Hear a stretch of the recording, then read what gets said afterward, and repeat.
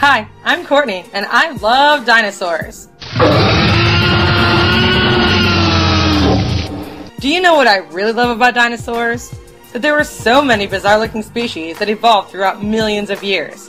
From teensy arms to mohawk spines to unbelievable crests and everything in between. Science really is a creative bitch. Parasaurolophus may have been one of the most unique-looking dinosaurs to ever roam the planet. These motherfuckers had super long cranial crests, which made them look like walking dustbusters. Parasaurolophus roamed the woodlands of North America during the Late Cretaceous Period, some 76 to 73 million years ago. They belong to a family known as hadrosaurids, which are best known for their duckbills and wonky head ornaments.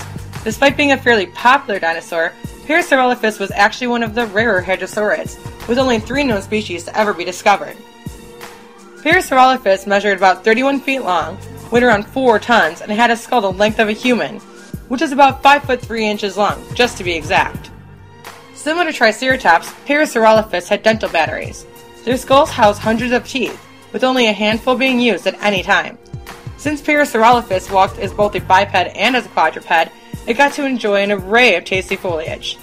Once their front teeth eroded away from gnashing on twigs and pine needles all the damn time, the spare teeth and back would take their spot, thus creating an endless cycle of musical chairs. Parasaurolophus are classified as Lambeosaurian hadrosaurids due to their fancy pants crests. The name Parasaurolophus means almost Saurolophus, which is kind of a dig at these poor dudes. Like, they couldn't get a name that was unique to them?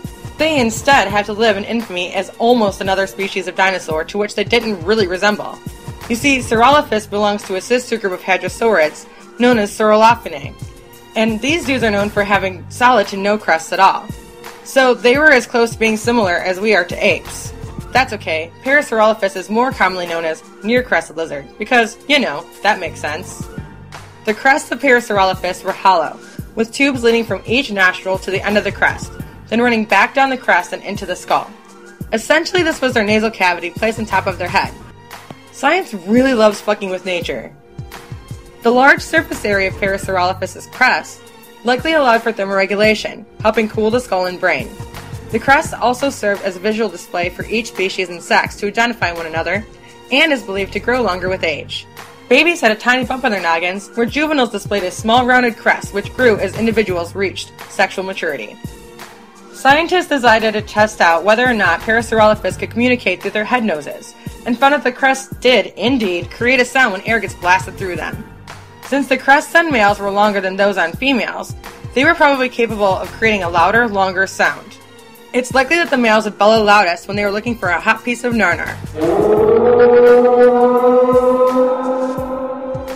Which makes complete sense, because what woman doesn't swoon when a dude makes hot tuba noises at them? Check back next week when we discover the crazy world of Stegosaurus.